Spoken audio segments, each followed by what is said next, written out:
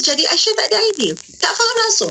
Lalu Aisyah kata, Rasulullah, hantarkan aku balik ke rumah, nak balik kampung, nak balik rumah mak kononnya. Balik kampung lah kalau kita kan, nak balik rumah mak dekat je, hantarkan aku. Sangkaan Aisyah Nabi akan pujuk Aisyah, tapi tidak. Nabi kata, jom siap pergi. Allahu Akbar. Hancur lagi berkecil. Sedangkan kita tahu Nabi sangat mencintai Aisyah.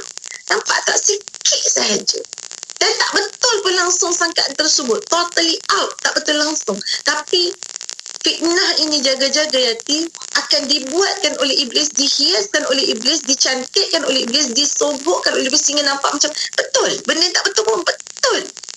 Jadi hati-hati sangat pada diri ustazah dan kita semua. Jadi ketika itu Nabi SAW hantar Aisyah balik rumah. Ketika sampai ke rumah ibu ayahnya Sayyidina Abu Bakar, ketika itu Sayyidina Abu Bakar dah memang dah sangat sedih, sangat dia tengok anak dia dah sangat sedih. Satu orang ayah yang mengahwinkan anaknya dengan Nabi, isteri Nabi, tapi berbuat demikian. Dia tak tahu nak kata apa, tapi dia sedih. Dia tak kata Aisyah buat, tapi dia sedih. Dan begitu juga ketika ni hadis Ummu Ruman, hadis daripada Ummu Ruman ni, ibu Nabi, ibu Sayyidatina Aisyah ni, ketika ini pengsan bila dengar, sebelum tu dengar cerita tu dah pengsan dah. Jadi bila dia tengok anak perempuannya, Ummu Ruman tengok anak perempuannya kembali ke rumahnya ketika itu, betapa tak boleh nak cerita perasaan seorang ibu. Sedihnya, susah hatinya, kecamuknya fikirannya. Maka Aisyah ni bertanya kepada mak dia, dia kata, wahai ibu, ada ke dengar buruk pasal saya? Apa yang saya buat? Dia tak tahu apa benda, dia tak faham. Apa yang buruk pasal saya? Apa yang saya buat? Apa ibu? Ada ke? Tapi ibu ni baik. Ni Ustazah nak ajar ni, waktu kita menghadapi ni, orang-orang di sekeliling kita ni sangat penting ni. Ibu ni baik, kata ibu ni, walaupun hatinya kecamuk sangat-sangat, tapi ibu ni sangat baik. Maka apa kata ibu ni? Wahai anak perempuanku, mudah-mudahan Allah mudahkan urusanmu. Dia jawab macam tu. Sebab tu ini doa yang sangat mustajab untuk seorang ibu amalkan. Apa-apa pun, wahai anak ibu, mudah-mudahan Allah mudahkan urusanmu anak. Tu ucapan dia. Sentiasa, wahai anak ibu, mudah-mudahan Allah mudahkan urusan anak. Jadi ibu ni kata, wahai anak perempuanku, mudah-mudahan Allah mudahkan urusanmu. Ya bunayya, hawin alaik. Ya, hawin alaik. Wahai anak perempuanku, mudah-mudahan Allah mudahkan urusan. Jadi dalam kecamuk perasaan, tetap dia memberikan ketenangan dan doa kepada anaknya. Ini seorang ibu. Bukan dia kata, kenapa buat macam tu? Tak tahu ke ni isteri Rasulullah? Tak tahu ke gini. Macam-macam kita akan argue. Kita akan prasangka tu lebih lagi. Dan Nabi SAW, walaupun dalam keadaan kecamuk hatinya, walau keadaan berat hatinya ketika itu menanggung, tapi Nabi panggil semua ahli keluarga, sahabat-sahabat yang dekat untuk bincang tentang Aisyah ni. Hatta di kalangan isteri Nabi, walaupun ada yang jealous dan sebagainya sebelum-sebelum ni, ada yang tak puas hati. Itu biasa nak dapat cinta Nabi. Kita ni kalau suami penagih dadah kahwin dua pun rasa jealous juga. Tapi penagih dadah, bukan saya nak cakap tau, tapi bukan saya ni, tapi saya nak katakan kita manusia biasa ini, suami macam mana pun nak berebut juga kan. Tapi apatah lagi Rasulullah, kalau direbutkan oleh isterinya memang selayaknya dia direbutkan. Allahu Akbar. Tapi kalau dia berebut, kita isteri-isteri Nabi buat perangai gini, kita kata, isteri Nabi pun perangai macam ni. Kita dah tukar cara fikir kita. Padahal kita tak faham betapa takwanya mereka ini dan kenapa mereka rebutkan Nabi. Allahu Akbar. Jadi kena sentiasa bersihkan hati kita ni. Lihat, refleks balik diri kita. Jangan melihat buruk satu susu tubuh orang. Jangan. Jadi bila kita isteri-isteri Nabi yang selama ni cemburu apa semua segala, tetapi bila berlaku hal ini, ditanyakan tentang Sayyidatina Aisyah, semua menceritakan dia ni orang baik. Dalam semua simpulan cerita, dia ni orang baik yang aku kenal. Allahu Akbar. Kita ni betul, mungkin kita kata mungkin lah dia buat je, kok tak tahu, tapi tak, ini confirm dia orang baik. Allah Akbar. Jadi begitulah bila satu orang itu diuji dengan apa juga ujian, dan kita kena sentiasa ingat Allah telah menyebutkan di sini bahawa Abdullah bin Salul ini satu orang munafik, Jelas Allah sebut satu orang munafik yang telah membuat fitnah ini. Jadi hati-hati, sebab bila kita membuat sesuatu yang memporak-perandakan hidup orang lain, maka kita tidak akan lari dari kebinasaan. Ini ujian. Tak akan lari hidup satu orang itu dalam kebinasaan. Ustazah nak simpulkan apa yang Ustazah kongsikan pada hari ini. Misal kata satu orang yang diuji dengan fitnah. Fitnah itu akan dibuat oleh iblis sehingga nampak macam betul-betul berlaku walaupun orang tu tak buat suatu hal itu. Satu penulisan misal kata. Contoh Ustazah nak bawakan iblis. Iblis sentiasa ingat benda ni, tuan-tuan perempuan. Iblis bila datang kepada Hawa dan Adam dan Hawa suatu ketika dulu. Iblis datang dan menyuruh, memujuk makan buah daripada pohon yang terlarang. Iblis sebut apa? Aku hanyalah menasihati. Hati-hati dengan perkataan ini. Ustazah dan kita semua. Aku hanyalah menasihati. Aku ni cuma penasihat. Maksudnya nak ikut-ikut tak nak apa. Tapi dia nak bagi tahu dia penasihat. Begitu juga kita selalu menasihati orang. Mak, ayah, adik-beradik, mertua, ipar, duai. Banyak nasihat yang kita nak buat. Kawan-kawan. Dalam keluarga, adik-beradik sendiri akhirnya berpecah belah. Janganlah buat macam tu. Janganlah tak masak. Janganlah ini. Janganlah ni. Apa sahaja. Kita nak nasihat. Sebenarnya, kita tak salah tahu pun bila iblis tu cucuk jarum yang paling halus. Sehingga kan pecah hati.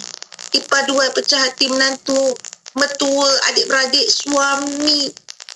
Kita menggunakan agama kadang-kadang. Cuba pilih antara mak dengan isteri. Kau nak siapa? Mak ni cuma nasihat. Contoh perkataan. Sangat bahaya tuan-tuan perempuan.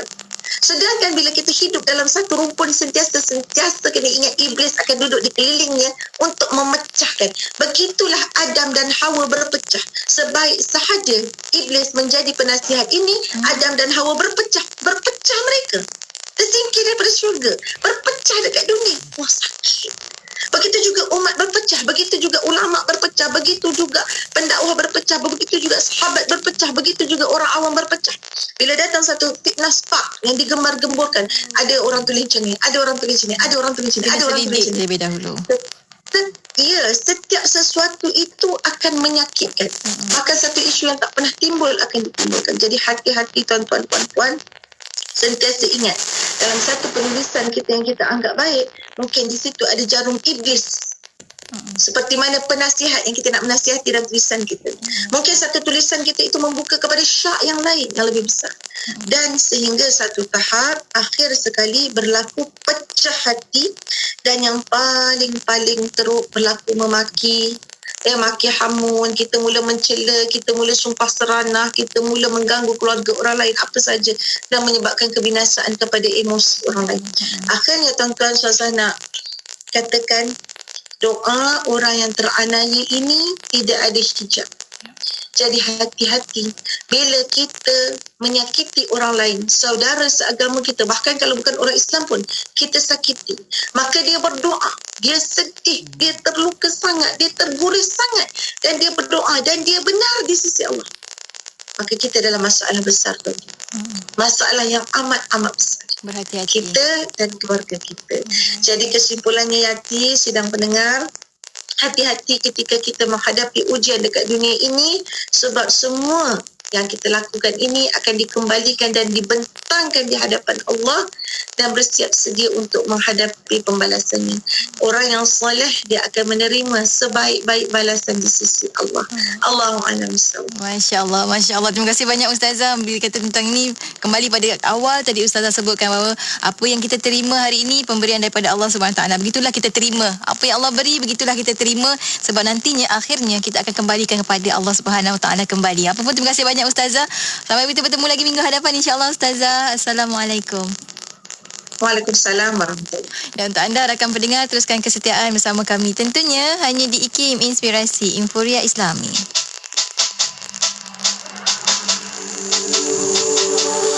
Di bawah langitmu bersujud semua, memuja asmamu dan bertasbih semua makhluk pun tunduk berharap cinta dan kasihmu.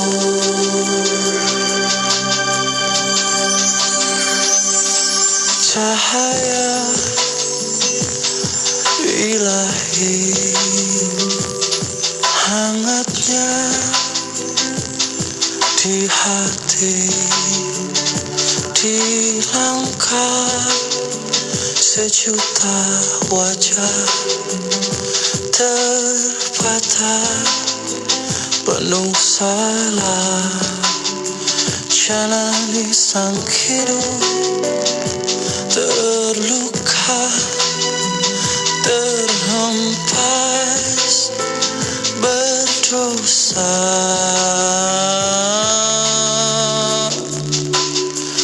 Di bawah langitmu bersujud semua, memuja asmamu dan bertasbih semua makhlukmu, tunduk berharap cinta dan kasihmu.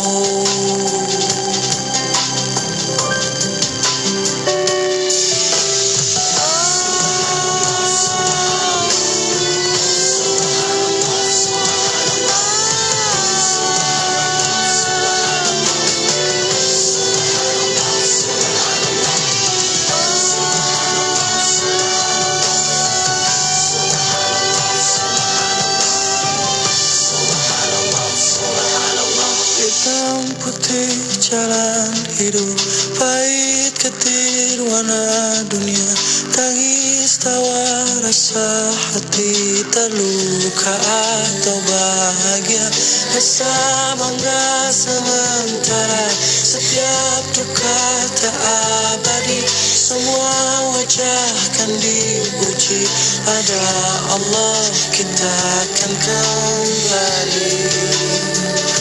Di bawah langitmu bersujud semua, memuja asmamu dan bertasbih semua makhlukmu, tunduk berharap cinta dan kasihmu. Di bawah bersujud semua, memuja asmamu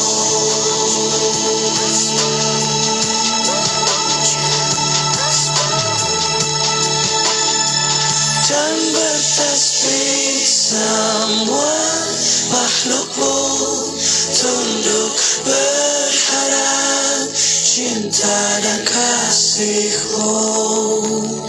Di bawah langitmu bersujud semua, memuja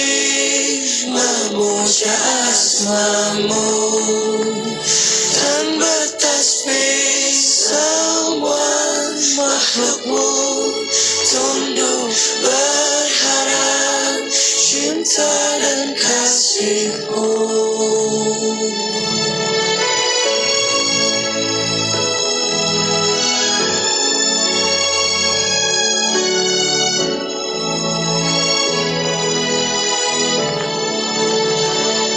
Hiburan mendidik jiwa hanya yang terbaik di IKIM. Semasa Radio IKIM mula bersiaran pada tahun 2001, Malaysia baru saja beberapa tahun melangkah masuk ke era teknologi maklumat dan komunikasi. Bagi membincangkan isu-isu berkaitan teknologi maklumat dan komunikasi dari perspektif Islam, rancangan IKIM.com telah bersiaran semenjak awal penubuhan Radio IKIM lagi. Rancangan ini ke udara pada setiap hari Selasa, Khamis dan Sabtu pada pukul 10.30 pagi antara tahun 2001 sehingga 2007. Antara konsep yang dipelopori menerusi rancangan ini ialah konsep tekno-da'i, iaitu golongan pendakwah yang memanfaatkan teknologi bagi tujuan menyampaikan mesej berkenaan amar makruf nahi mungkar. Walaupun kini rancangan ini tidak lagi bersiaran di Radio IKIM, namun bagi pendengar-pendengar setia Radio IKIM semenjak awal penubuhan, pastinya IKIM.com merupakan antara rancangan yang terus diingati. Radio IKIM 20 tahun, sentiasa relevan dan terkini. Selami ilmu untuk kehidupan kita seharian bersama Nur Hayati Paradi di Aspirasi 10 hingga 1. IKIM, Inspirasi Informa Islami. 11.15 pagi. Selamat terus mendengarkan Radio IKIM di Inspirasi Inforia Islami. Alhamdulillah telah pun sama-sama kita ikuti rancangan tarbiyah sebentar tadi bersama dengan Ustazah Nurlaila Aniza Zakaria. Masya Allah, bila kita berada di atas muka bumi Allah SWT ini, memang selayaknya untuk kita diuji. Dan bagaimana kita berhadapan dengannya, itulah tadi panduan-panduan dan juga tips telah pun dikongsikan oleh Ustazah Nurlaila Aniza Zakaria. Untuk rakan-rakan terlepas dengar, yang khawatir kita ada siaran ulangannya pada pukul 11 malam hari Sabtu, ataupun anda boleh saja pergi ke FB dan juga YouTube channel IKIM. Di situ ada kita kongsikan videonya untuk anda tonton kembali. Baiklah, untuk sahabat-sahabat, kejap lagi kita akan bersama menerusi rancangan seterusnya. Di Aspirasi kita ada Tadabbur bersama dengan Ustaz Muhammad Syari Abdul Rahman. Hari ini Ustaz Syari akan kongsikan yang kita Tadabbur surah Al-Ashr untuk sama-sama kita ikuti. Dan pastinya bila bersama dengan Ustaz, kita ada akronim-akronim untuk Al-Ashr itu sendiri. Apakah akronim tersebut? Jom sama-sama kita belajar, sama-sama kita catat untuk menjadi pengetahuan kita, ilmu untuk kita hari ini memahami Al-Quran menerusi Tadabbur surah Al-Ashr, insya-Allah. Untuk anda jangan ke mana-mana, teruskan kesetiaan bersama kami tentunya hanya di IKIM, Inspirasi Inforia Islami.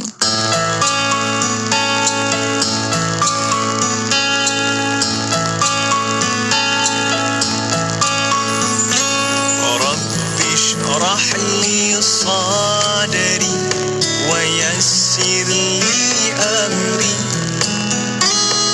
wahlul 'uqdatan min lisani yafqahu qawli. Ya Allah, lapangkanlah dadaku, mudahkan urusanku, lancarkan lisanku dan baguskanlah ucapanku. Ya Allah, Ya Rahman, Ya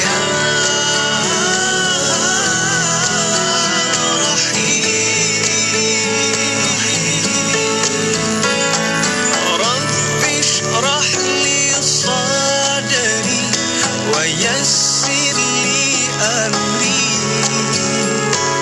wahlul 'uqdatan min lisani yafqahu qawli. Lapangkanlah dadaku, mudahkan urusanku, lancarkan lisanku dan baguskanlah ucapanku.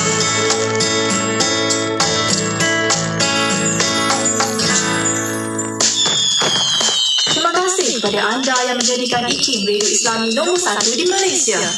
Radio IKIM kini menyambut ulang tahun ke-20 kerana kesetiaan dan sokongan anda. Radio IKIM 20 tahun, sentiasa relevan dan terkini.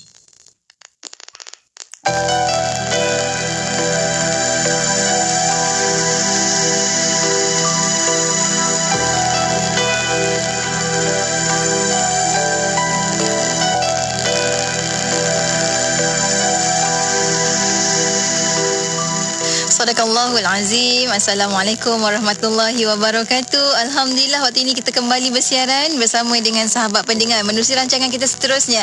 Di Aspirasi kita ada Tadabbur untuk bersama dengan sahabat pendengar. Telah pun bersedia di hujung talian saat ini Ustaz Syari Abdul Rahman. Harap Ustaz bersedia untuk tak mute-kan handphone. Okey, Assalamualaikum Ustaz.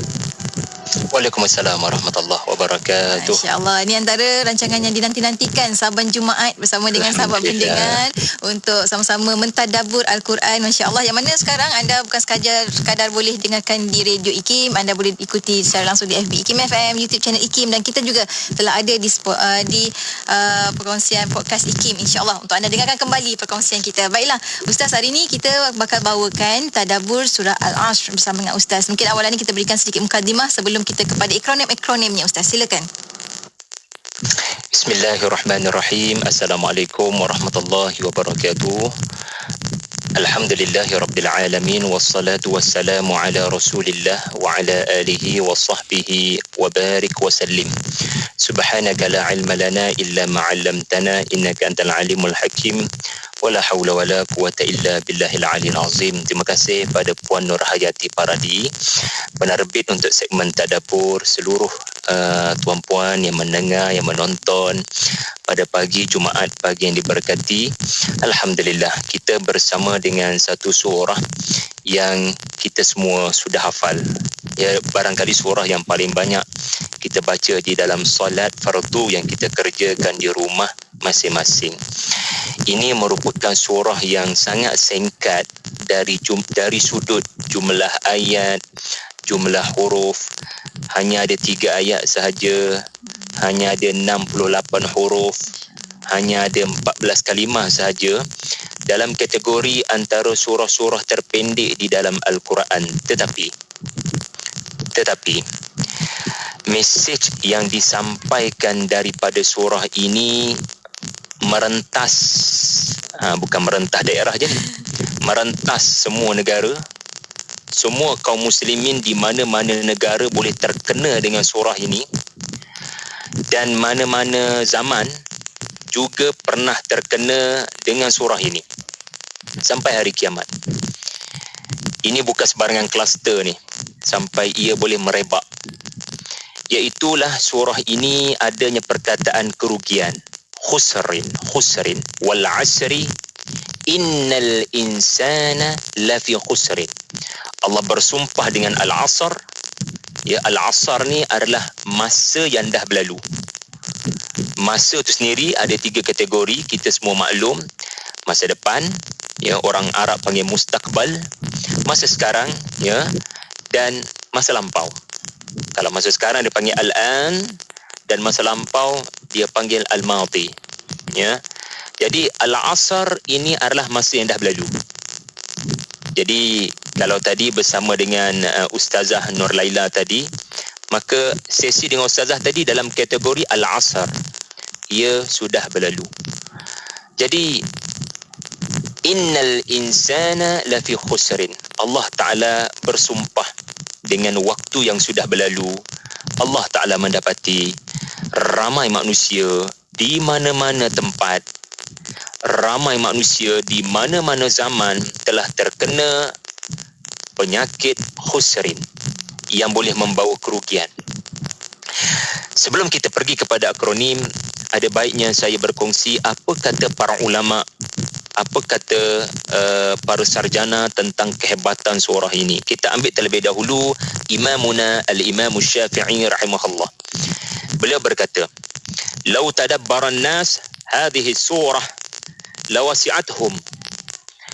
Kalaulah tidak diturunkan kepada manusia ini, ya, sebarang surah melainkan surah Al-Asr, maka ia sudah mencukupi kepada mereka.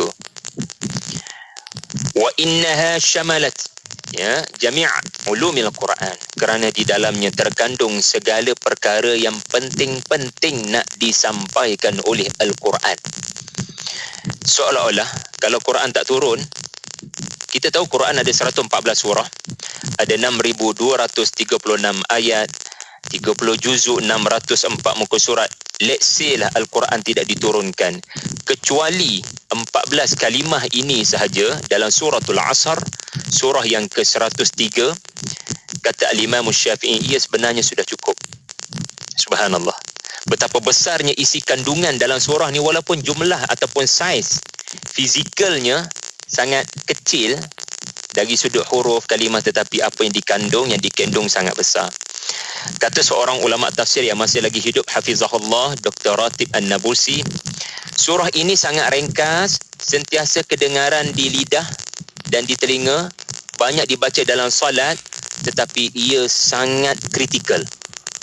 Kita ni bila bunyi kritikal, ya, kita akan tergambar ICU, kerana ia adalah tempat untuk menerima pesakit yang dalam paras kritikal.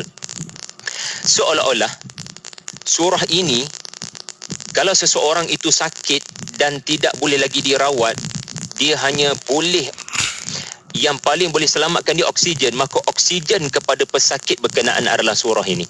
Kalau dah tak ada cara lain nak selamatkan dia. Subhanallah, cantik metafora daripada ulama ini. Dan kata Syed Qutb rahimahullah, ringkas tetapi bernas adalah ciri kemukjizatan Al-Quran. Al-ijaz huwal i'jaz. Ringkas ni, ramai orang boleh buat ayat ringkas tetapi tak sampai maksud, tak sampai punchline. Pendek sangat tu, huraikan sikit boleh tak? Tetapi Al-Quran punya kehebatan adalah pendek je surah tu tetapi ia merangkumi jawami'ul kalim. Ia merangkumi banyak makna, dan ada ulama hurai surah Al-Asr sampai 50 halaman, Puan Yati. Oh, Masya Allah. Padahal surah pendek je. Surah punya lah pendek, tapi ada yang sampai tadabbur dia 50 halaman. Allahu Akbar. Okeylah. Kata Al-Hafiz Ibnu Kathir dalam tafsir beliau menyatakan ada hadis daripada At-Tabarani rahimahullah. Para sahabat ni, Puan Yati, bila mereka ada majlis dengan Nabi SAW, kemudian mereka akan berpisah. Mereka tak akan berpisah melainkan mereka akan baca sesama mereka suratul Asr. Kita baca surah ni untuk kita. Ya, barangkali sebagai adat, tetapi kita kena tukar. Ini bukan adat, ini ibadah. Dan para sahabat sebelum bersalaman sesama mereka akan baca telinga ke telinga. Mereka bukan sekadar membaca untuk mereka, mereka akan membacakan terhadap sahabat lain. Seolah-olah semua para sahabat macam terima teguran. Okey, kita dah dengar daripada Nabi macam-macam ayat-ayat Allah Ta'ala tadi. Jadi masa nak beramal ni, wal asri, mereka baca kuat-kuat sesama mereka. Innal insana lafi khusrin illa alladhina amanu wa amilus salihati wa tawasaw bil haqq wa tawasaw bis sabr. Subhanallah. Maknanya para sahabat seakan-akan berpisah dengan satu resolusi bertindak, iaitulah surah wal asri. Ya, baiklah. Kita ada ALASAR, ada 6 pengajaran ringkas-ringkas. Ini apa yang saya temui. Tuan-puan boleh temui lebih banyak daripada saya. Nombor 1 kita belajar ambil berat sumpah dalam Al-Quran. Ingat, bila Allah bersumpah di dalam Al-Quran, objek yang Allah gunakan ada kehebatannya. Sebagai contoh, Allah bersumpah dengan waktu asar. Waktu asar ini adalah waktu apa? Kita kena fikir. Kita kena tengok waktu asar antara zuhur dengan maghrib. Kita kena merenung seketika apa manusia akan lakukan bila datang waktu asar. Barangkali pukul 5, pukul 6. Cuba tengok. Kita ni duduk rumah saja. Kadang kita dah tak ada dah suasana orang kalut pulang bekerja nak elak trafik jam. Tetapi kalau kita masih boleh mengimbau memori, kita boleh lihat bagaimana suasana orang kalut nak pulang ke rumah. Orang berada dalam keadaan emergency nak ambil anak-anak di nursery kan. Dan yang paling penting, kebanyakan kita akan pulang pukul 5, pukul 6 ni dalam keadaan kita mengira untung rugi. Productivity hari ni banyak dapat untung ke, hari ni banyak dapat rugi, banyak dapat pelanggan ke, banyak kehilangan pelanggan, dapat kawan ke, dapat lawan yang lebih ramai. Dan memang pun orang Arab dahulu waktu asar lah, ya, kata Hamka, waktu mereka banyak melaknat. Na'udzubillah. Mereka laknat waktu asar ni sebab apa? Hari ni tak untung mana pun. Seolah-olah kenapalah waktu asar ni datang?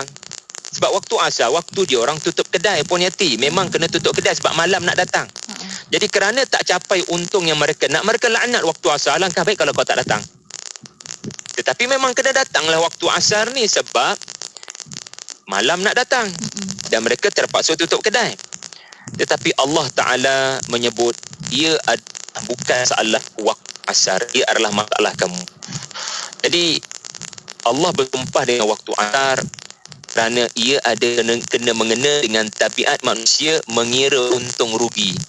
Hari ini berapa pencapaian saya?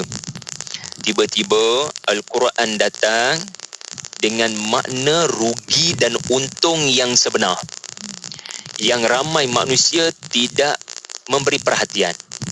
Mereka mengira untung rugi hanya kepada aspek materialistik. Mereka tidak mengambil berat tentang aspek yang lebih penting daripada material, iaitulah amalan. Ada tak berlaku pertambahan atau sebaliknya kemerosotan. Jadi hebat Al-Quran ini, dia datang makna rugi yang sebenar. Anak-anak kita ada macam-macam cita-cita, maka tak apa-apa pun cita-cita Puan Yati. Asalkan dia tidak hanya mengejar untuk rugi dia. Sebaliknya dia faham di sisi Allah ada maksud untung rugi yang lain.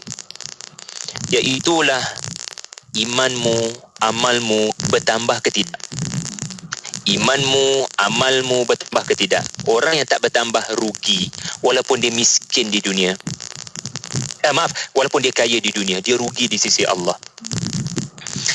Yang kedua, dalam surah Al-Asr ini Allah Ta'ala nak kita lihat bekalanmu menjelang mati itu nak datang. Sebab apa? Saya sebut tadi waktu asar adalah waktu pertengahan antara siang dengan malam. So tengah-tengah dia waktu asar. Jadi siang yang cerah ni, zuhur ni, dengan waktu malam yang gelap gelita ni, dia ada pemisah dia. Dia ada titik tengah dia, namanya waktu asar. So dia memisahkan antara siang dengan malam. Waktu asar lah, waktu cahaya dah tak berapa nak nampak, tapi still ada matahari. Waktu redup-redup mendung, waktu riadah bagi kita. Jadi surah ni memang cerita akan ada satu waktu kamu akan berpisah juga daripada tubuh kamu. Sebagaimana Al-Asar adalah waktu yang memisahkan, detik pemisahan antara siang dengan malam. Siang akan say goodbye dengan waktu asar, malam akan dijemput oleh waktu asar. So titik pemisah, manusia pun kena ingat, mereka akan datang satu waktu mereka akan berpisah daripada dunia. Roh mereka akan berpisah daripada tubuh mereka. Maka waktu ini Allah Ta'ala menjadikan surah ini sebagai cermin untuk kita semak. Ada tak kita melakukan 4 perkara yang disebut di dalam surah ini? 4 sifat yang perlu ada kepada seseorang yang mukmin dalam surah ini. Kita akan tengok sebentar lagi apakah 4 sifat berkenaan. Tetapi kesemua 4 sifat ini mengajar kita, ada tak setiap masa yang berlalu tu kita lihat berlaku ke tidak apa yang disebut pada ayat yang ketiga, amanu wa amilus salihat wa tawasaw bil haqq wa tawasaw bis sabar. Waktu malam, tuan-puan, adalah waktu kita tidur. Waktu kita berdoa dengan nama Allah, saya hidup dan saya mati. Bismillahumma ahya wa amut. Perhatikan doa Nabi, tidur itu dianggap mati. Jadi rupa-rupanya bila nak masuk waktu malam ni, sebenarnya nak masuk waktu mati. Waktu kita tidur mati tak bergerak. Jadi waktu asar seolah-olah waktu yang berbaki sebelum kau mati malam tu. Jadi Allah Ta'ala nak didik kita, macam mana persiapan kamu nak menghadapi malam ni? Nak menghadapi alam barzah yang gelap gelita tu, yang seorang diri tu kamu tidur kat dalam tu. Apa bekalan kamu? Ada tak ayat 3 tu dalam hidup kamu? Dan menariknya, surah ni pendek, menunjukkan betapa cemasnya, betapa cemasnya pesan-pesan terakhir. Sebab bila dalam keadaan cemas, orang tu ada urgensi, kita tak akan bagi khutbah panjang-panjang. Kita tak akan bagi ucapan panjang-panjang sebab kita dapat tahu, contohnya ada kebakaran kan. Bila ada kebakaran, kita hanya boleh bagi tahu lari cepat, keluar segera. Pendek je ucapan kita. Orang kata api-api je, Ustaz. Api-api cukup lah. Orang dah faham dah. Orang tak boleh nak duduk lama-lama dengan tazkirah api ni adalah satu makhluk yang berbahaya, berjaga-jagalah. Tak ada masa. Jadi hebatnya surah ni, pendek dia tu menunjukkan urgent, cepat bertindak. Ini bukan masa lagi untuk mendengar, ini masa untuk bertindak. Apa benda saya kena buat? Maka surah ni bagi tahu, subhanallah. Kemudian yang ketiga, yang sangat menggerunkan, ketika mentafsirkan makna khusrin, para ulama mengaitkan khusrin dengan azab. Azab yang akan menanti seseorang di akhirat. Jaga-jaga ramai manusia di dalam kerugian. Maksudnya mereka berada dalam bahaya azab neraka Al-Hutamah. Kita dah sentuh minggu lepas, Puan Yati kan, apakah maksud Al-Hutamah. Kerana kalau kita nak tahu khusrin tu apa, kita tengok surah selepas surah Al-Asr, surah Al-Humazah. Kerana datang surah ni, dia nak melengkapkan mesej dalam surah Al-Asr, iaitulah setiap manusia dalam kerugian. Maksudnya apa? Setiap manusia berada dalam bahaya, mereka terdedah kepada ancaman neraka Al-Hutamah. Tuan-puan tahu siapa dalam neraka Al-Hutamah? Saya sebut minggu lepas. Mereka yang tidak memelihara lidah mereka, dan mereka yang gilakan harta benda hidup mewah. Jadi kita kena risau.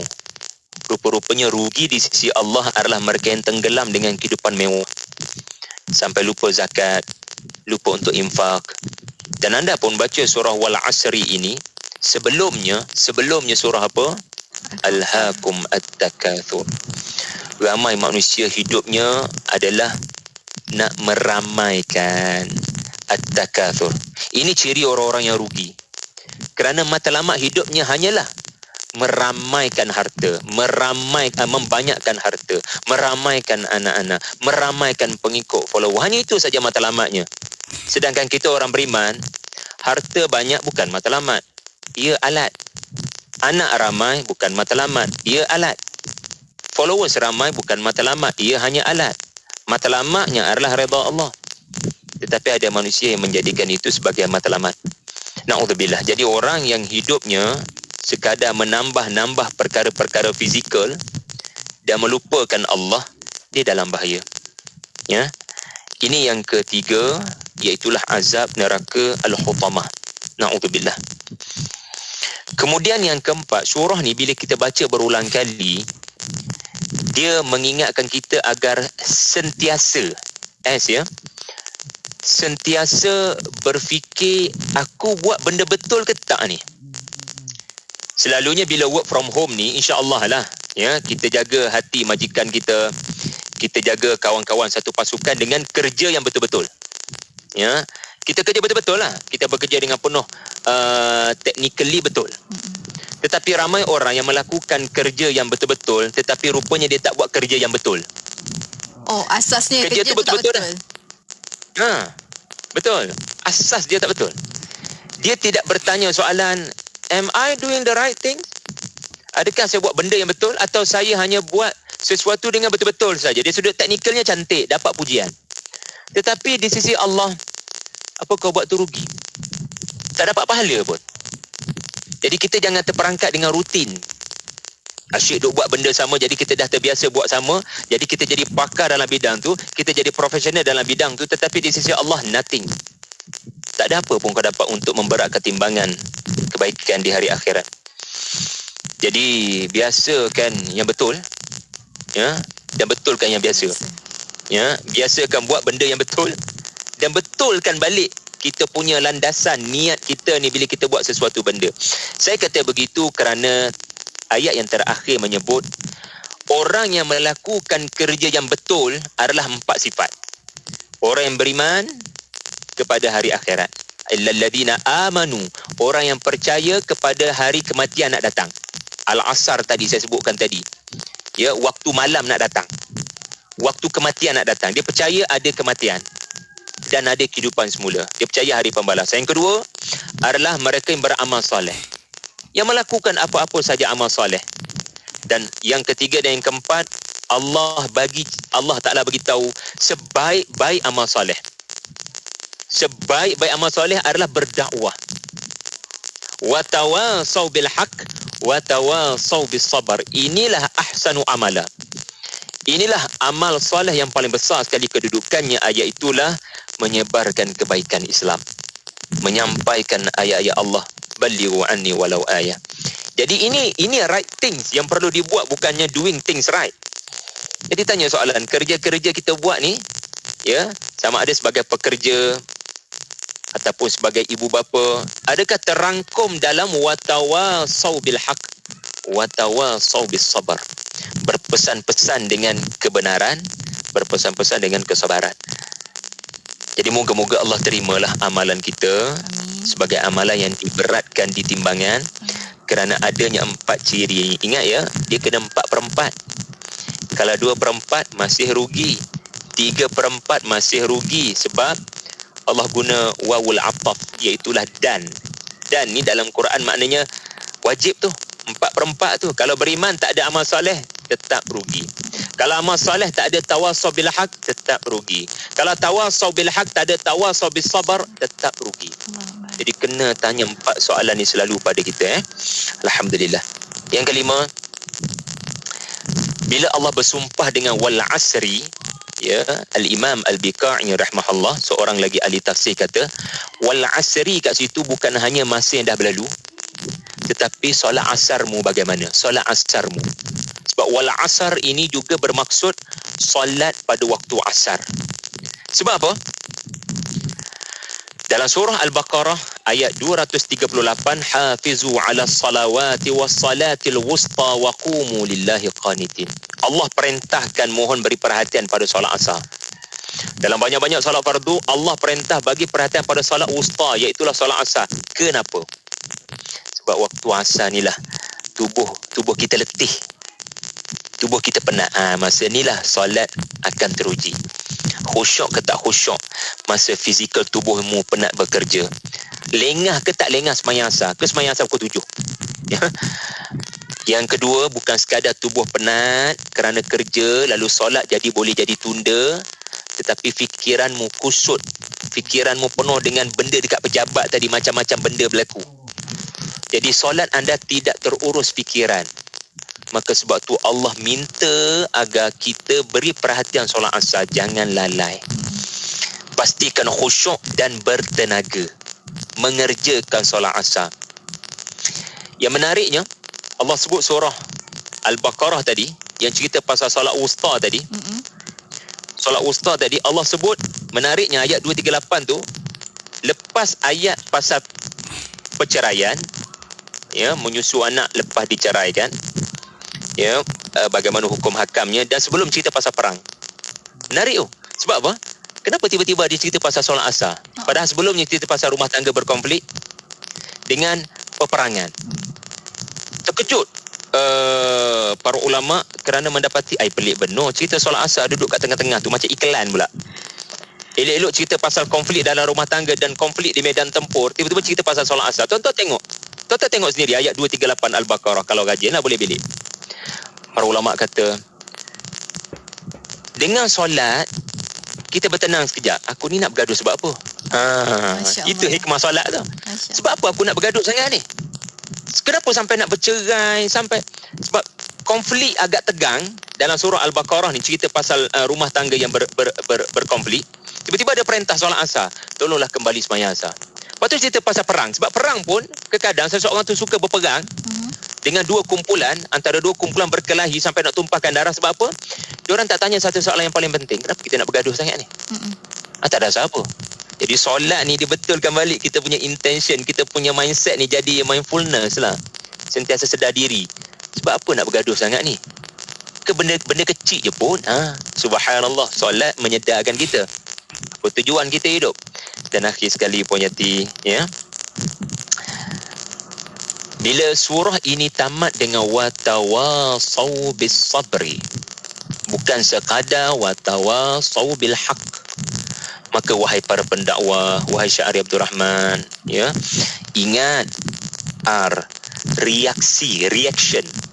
Bila berdakwah ni, benda yang paling penting bukan sekadar menyampaikan kebenaran daripada Quran dan Sunnah, tetapi tolong jaga dan hiasi akhlakmu dengan sabar.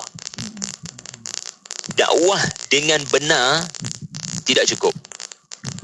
Dia bercakap benar, dia menyampaikan dakwah dengan benar, tapi ada orang lari daripada dia. Kenapa pula ada orang lari, orang tak suka? Dia bercakap benar pun.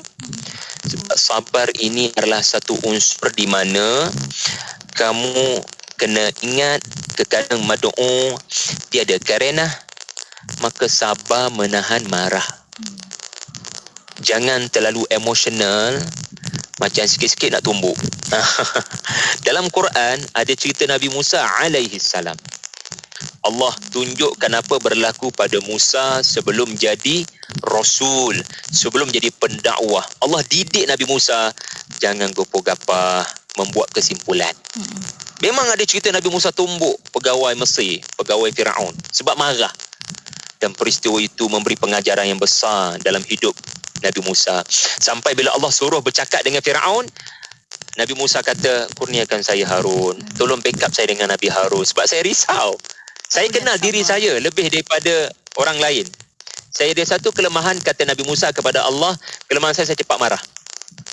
Maka kurniakan saya Harun, abang saya, sebab dia boleh slow motionkan saya. Beliau boleh backup saya, kai nusabbihaka katsira, agar bertenang, banyak ingat Allah. Ya, hidayah bukan di tangan kamu, maka jangan emo sangat. Jadi hidup kita ni pun, wahai para pendakwah, begitu. Jangan terlalu cepat nakkan perubahan. Sebab tu surah ni bermula dengan wal asri dan berakhir dengan as-sabri. Subhanallah, cantik sangat. Maknanya beri masa. Jangan gopoh-gapah nakkan kemenangan, jangan gopoh-gapah mengharapkan perubahan, bukan kamu yang beri hidayah.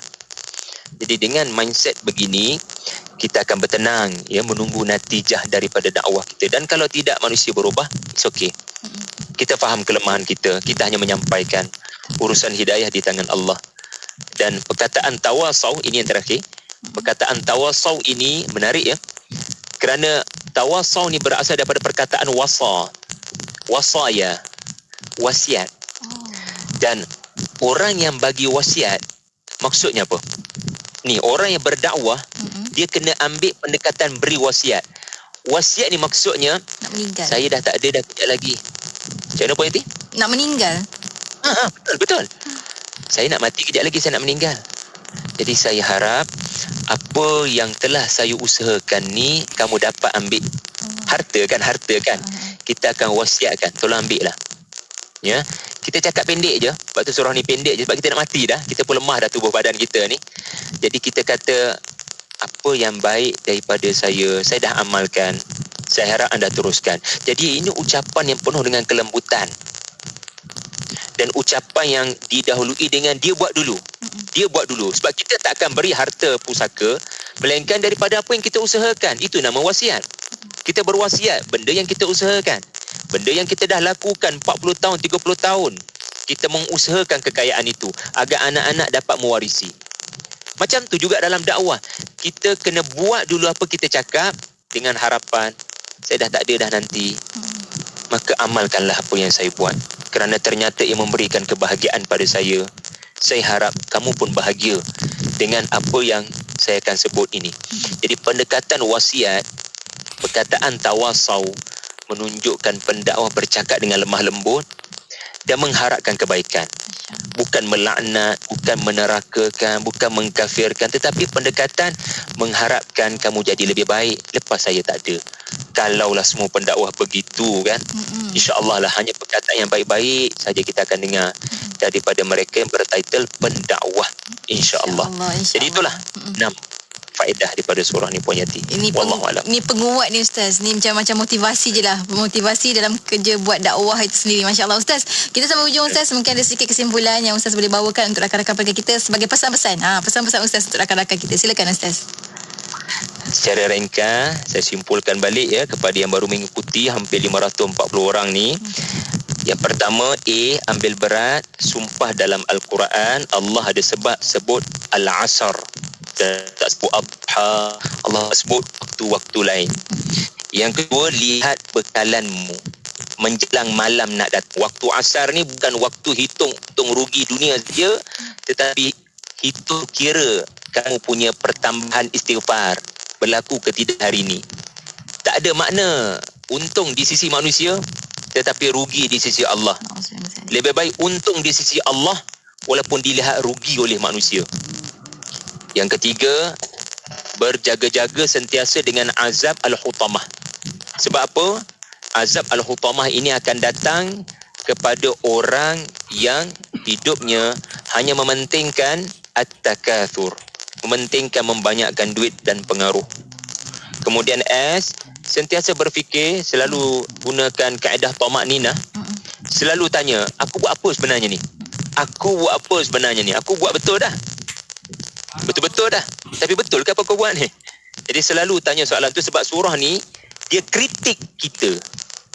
Kita buat banyak kerja tapi betul tak ayat 3 ni berlaku dalam hidup kita? Am I doing the right things? Dan yang kelima, ambil berat solat asarmu. Kerana solat asar ini adalah kayu ukur kepada kualiti solat-solatmu yang lain. Walaupun penat fizikal, walaupun penat fikiran, tapi kalau kamu khusyuk dalam solat asar, ini menandakan semua solat-solat kamu yang lain kamu dapat uruskan dengan baik, rukun-rukunnya dan khusyuknya. Dan akhir sekali, reaksi dakwah kena selalu dengan sabar. Orang baling batu, kita baling buah, ya, bagi orang kemanisan daripada apa yang kita sampaikan. Itulah rumusan saya. Terima kasih Puan Yati. Masya Allah, Masya Allah. Ini betul-betul ayat yang memang macam Ustaz kata lah, ringkas, padat tapinya sangat bernas. Ini motivasi untuk kerja buat kita dalam kerja-kerja kita seharian sebelum kita bertemu dengan Allah Subhanahu Taala. Masa itu makhluk Allah, tapinya sabar itu adalah attitude manusia. Jadi belajarlah untuk bertenang-tenang. Apa pun, terima kasih banyak Ustaz. Bertemu lagi minggu hadapan insya-Allah. Assalamualaikum Ustaz. Waalaikumsalam. Dan untuk anda sahabat pendengar, teruskan kesetiaan bersama kami tentunya hanya di IKIM, Inspirasi Inforia Islami.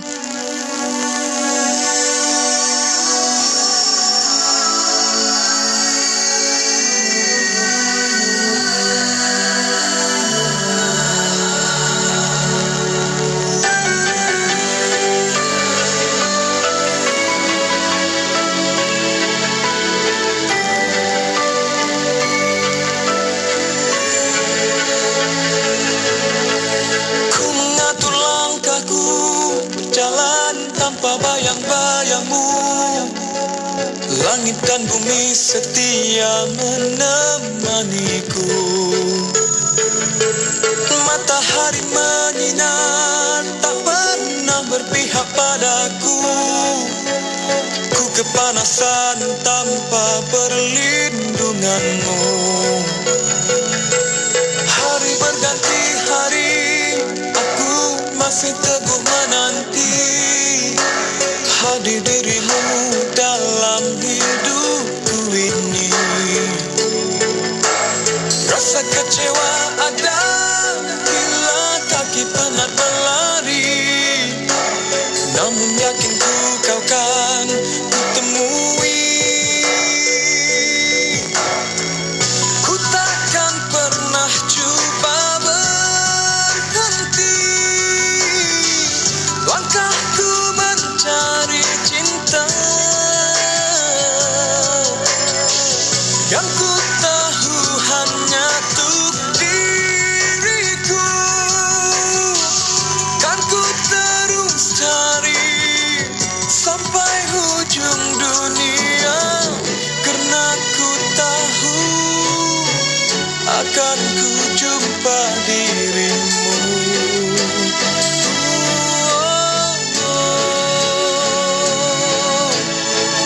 Dan ku kan terus menempuh mimpi-mimpiku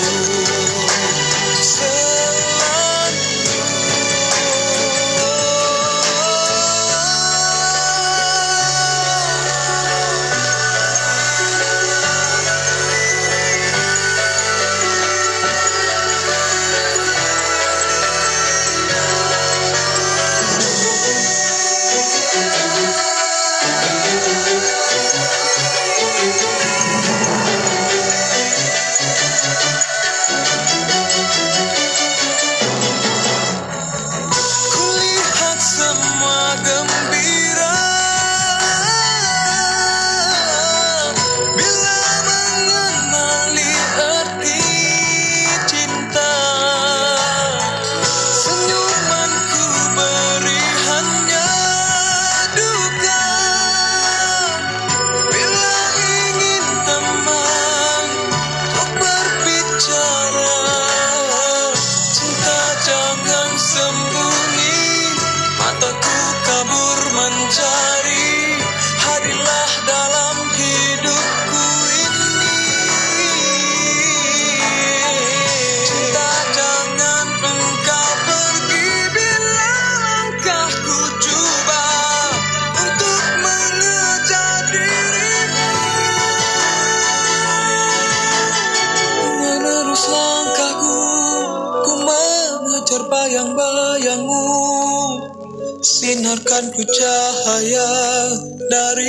matamu itu.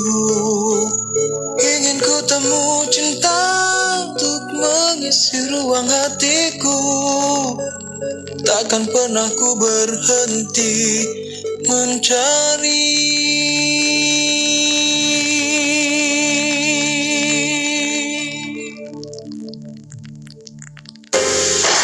Dapatkan buku-buku IKIM dalam bentuk e-book.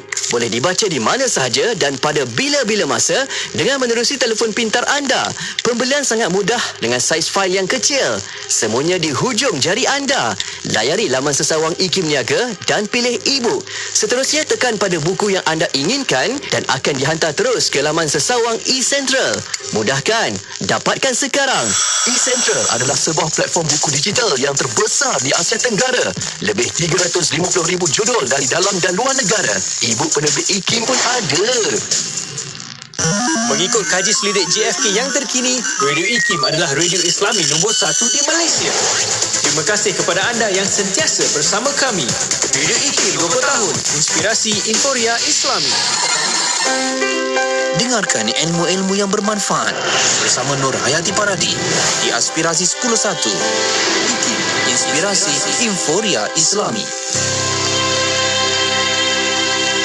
Radio IKIM 20 tahun inspirasi inforia Islami. Kejap kan masa tu berjalan dan bergerak. Masya Allah, macam tadi Ustaz Syahri sebutkanlah, masa itu sangat-sangat berharga. Sebab itu bila sampai waktunya tu dia sangat cepat berlalu kan. Masya Allah. Apapun moga-moga setiap masa yang berlalu dalam kehidupan kita memberi kebaikan dan juga keberkatan, insya Allah. Dan terima kasih untuk rakan-rakan pendengar yang ikuti perkongsian tadi menerusi rancangan Tadabbur untuk surah Al-Asr bersama dengan Ustaz Syahri Abdul Rahman. Terima kasih banyak kerana yang menonton dan juga share, berkongsi pada yang lain. Alhamdulillah. Untuk sahabat-sahabat yang terlepas dengar, anda boleh ikuti kembali perkongsian tadi di FB IKIM FM ataupun di YouTube channel IKIM. Di situ ada videonya untuk anda ikuti kembali perkongsian, dan juga selain daripada itu anda boleh ikuti secara langsung siaran ulangannya pada hari Ahad pada pukul 6.30 pagi, ataupun sekarang kita dah ada di podcast IKIM untuk anda dengarkan kembali perkongsian Ustaz Syahri Abdul Rahman menerusi rancangan Tadabbur, insya-Allah. Baiklah, untuk rakan pendengar, kita akan teruskan perkongsian bersama dengan Yati. Kejap lagi kita akan beri laluan kepada berita IKIM jam 12.30 hari bersama rakan tugas di unit berita. Dan selepas itu kita ada satu lagi rancangan yang sangat menarik untuk sama-sama kita ambil perhatian, untuk sama-sama kita belajar sesuatu menerusi rancangan Sains Islam bersama dengan yang bahagia Datuk Dr. Azizan Baharudin, Ketua Pengarah Institut Kefahaman Islam Malaysia. Dan hari ini Datuk Dr. Azizan akan bawakan tajuk tentang alam menjadi saksi perjalanan ataupun kisah cinta dan pengorbanan Nabi Ibrahim alaihissalam. Masya Allah, ini sangat-sangat bertepatan dengan kita hari ini, walaupun hari terakhir untuk hari tasyrik, tapi moga-moga kita mengambil iktibar dan belajar sesuatu tentang kisah cinta yang agung ini. Untuk sama-sama kita ikuti nantinya pada pukul 12.15 tengah hari. Untuk anda, teruskan kesetiaan bersama Yati, tentunya hanya di